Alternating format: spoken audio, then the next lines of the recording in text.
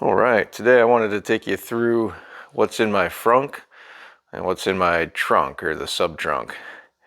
I'm just trying to be prepared. It's winter here in Pennsylvania, starting to get some snow. That's actually not lit up. That's the normal light. This is a little LED light. This can hang. Actually, I can put it right up here. Like that. So I just hang it in the frunk if I need some working light up front that's a little better than that. I didn't want to get too deep into a custom solution. Ice scraper, snow brush. In a previous video I showed this is actually hooked to the 12-volt battery, which is under here. And I use that to power an inverter, which is in here. So I keep an inverter, an extension cord, stuff like that, so I can get AC power out of the car if I need to. This is the sunshade. This is the Tesla factory version that goes up in the for the front window. I don't have the rear one, just the front. For the summertime, I take it out in the winter. And a mag light. This is actually an electrical meter.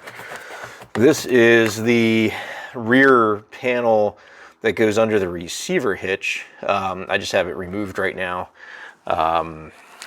This is a tow rope in here, tow strap, I should say. In case I have to pull somebody else out, or maybe somebody who has to pull me out. Normally it's the other way around. Actually, I did pull somebody out of the snow the other day. Just got stuck in a parking lot. This is the receiver hitch. This is the torque lift eco hitch. This goes up in.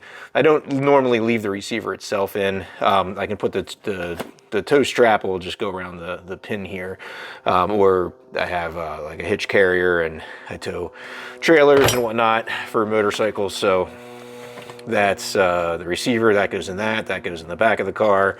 These are some tie downs for that. Windshield washer fluid. There is I do have a shovel, folding shovel, like a camping shovel.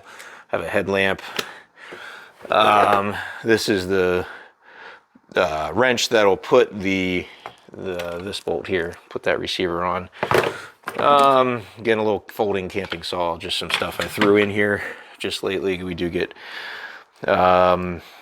trees down and that kind of a thing in the winter. It's just a Model 3. It's not some big SUV. I would, when I had my Land Rover and whatnot in the past, I would carry a little bit more. But worst case scenario, I can probably get through, not get stuck, pull somebody out if needed. In the rear of the car, I try to keep the trunk itself pretty clean, not like vacuumed clean, but pretty empty. There's a blanket back there, and then in the sub-trunk, it's mostly charging equipment and some additional tools.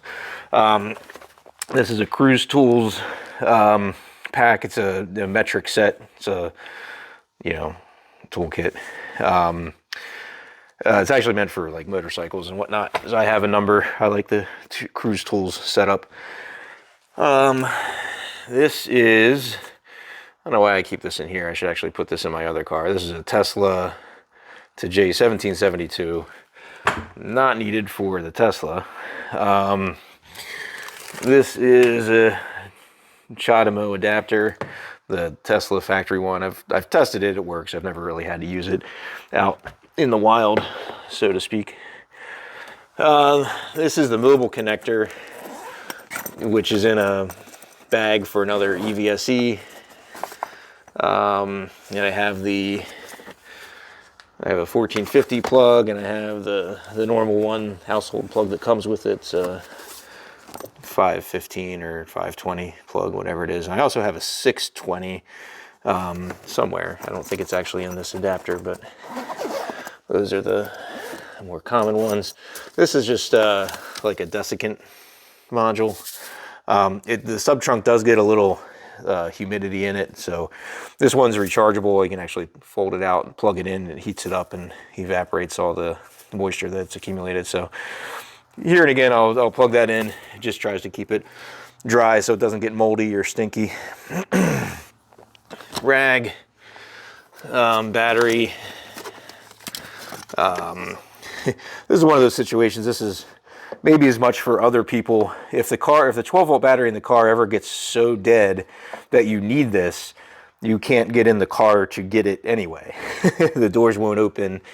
The way in is through the frunk, actually, but you need to apply 12 volts through the frunk to get to the main battery.